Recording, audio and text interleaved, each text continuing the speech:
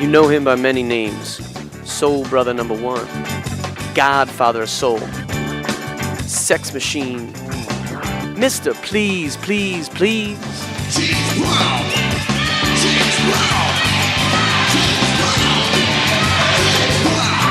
Alright, finest folks, Alec here with mimoZine. We're at Christie's Auction House, New York City, the James Brown collection. That's right, the entire James Brown estate going up for auction. We're here to check it out before it all disappears. Talking to Simeon Lippman here at Christie's Auction House. Simeon, what's happening here? Yes, this is the James Brown collection. 329 lots of the life, career of Mr. James Brown. Luckily, there was a very broad range of material to choose from, so I basically chose what I felt would draw the most attention. He certainly liked drawing attention. Why don't we start over here with a magnificent piece of furniture. Green metallic vinyl is not an upholstery you see a lot these days. Not enough. Not nearly enough. Well, how did this fit in his home? This was in his living room. Okay. And along with the two chairs. And it made sense there. Oh, absolutely. Let's go through some of these gold records up on the wall. You have his Blues Brothers gold record. You have Rocky IV there. Living in America became, theme song for presidents and things like that. And of course, he was a very political guy. My kindergarten class, that was our theme song as well, Living in America. I can see that. These are some art that was maybe found on the walls of James Brown's home. Peacocks were a theme in the Augusta home. He liked sequin, he liked rhinestones. He was a peacock himself. There's a picture here of James Brown as a young, bald boy.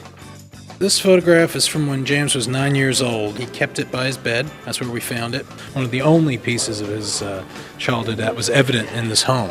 Now, he was raised by his aunt, is that correct? Yes. And of course, the aunt ran a brothel, and so he grew up in that environment. Yeah, it was a pretty rough childhood for him, for sure. And he was completely self-made. I think that's why he kept this as a reminder of that. This table right here is interesting, too. This was in his bedroom. Well, every morning, apparently, Mr. Brown would have a beer. And he'd like to sit at this table. He'd open up his thing, he'd have a Corona, and sit down and enjoy it at the table. But, there was a little mini fridge there, and we opened it up, and the beers were still in there, which is really cool. Let's check out some of those musical instruments we have in here. Things that James Brown played, or at least kept in his home. Who knows what was written on some of these things? James Brown, known as a singer, a dancer, a shouter, a band leader. He was a keyboard player as well. Yeah, he was a keyboard player, hence the guitar there. Just an amazing piece. So no, this is not the traditional golden rule that we learn in Sunday school. No. But this is the golden rule at the Mr. James Brown estate. And as you can see, it says the golden rule set at this home. Whoever has the gold makes the rules. Who has the gold? Daddy. You can hear him say, "Who has the gold?" Daddy. Okay, so here we got some awards. Dozens and dozens and dozens of awards. These are basically just a sampling of some of the awards that were given to him by local civic people, radio stations. It just goes on and on and on. And it just shows you that he really did keep his roots and worked to make his area of the world a little better. And then here we see he was a big Republican, very into politics, very into Republican politics, thought Nixon was a great president, loved Reagan, visited the Bushes, both, which you wouldn't necessarily think, I think it's very surprising. You take my clothes. All right, so now, if there was ever any question as to what Mr. James Brown was all about, I think these jumpsuits answer that question. Yes. They're amazing pieces. The fact that these still existed. When I went into his closet and opened the closet door, and there, this rainbow of sex jumpsuits from the early 70s, that was a thrill to see these. Now look at the wear in the knees. Because he got down on his knees. He's hitting a big note right there. Yeah. So to see something like that, really, it makes the history come alive. Yeah. James had a great relationship with capes. He was royalty. Thy name is Godfather of Soul. How did you find these hats? How were these arrayed in his home? He had a whole wall of hats, which we've recreated a little bit here. Look at this. This is James Brown's hat. It doesn't get any better than that. That's right.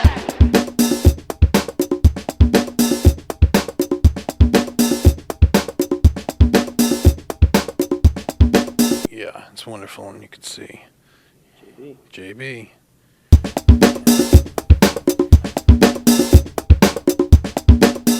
He had everything in a multiple of colors. If he liked a style, he'd order it in the rainbow. He was never concerned with the breathability of fabric.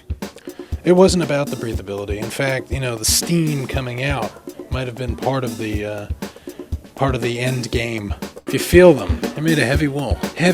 And this was the hardest working man in show business, and I guess that's why he was hopping around so much.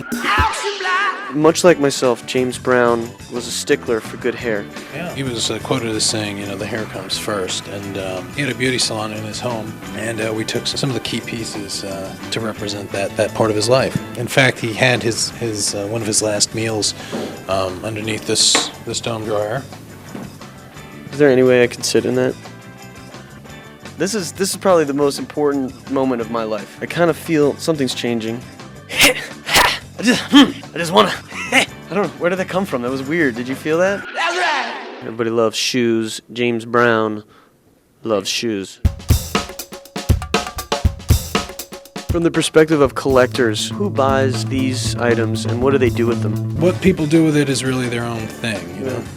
Would anybody wear it? You might be able to wear it, but you could never truly be the man. But you could pretend. Follow me out, my soul, all my life. Everyone gonna have to make it right. I'm on the outside line. I'm on the outside Wow.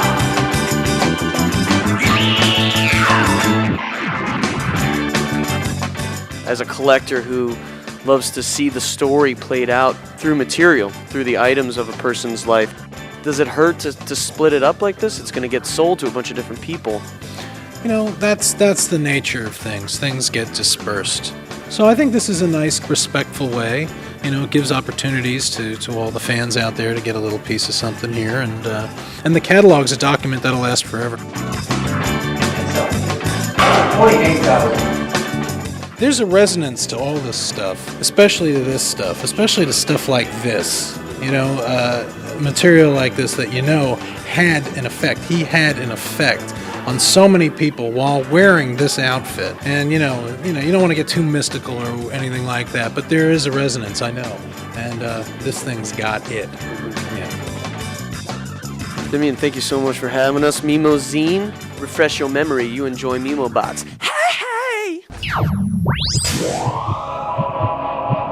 Mimobots.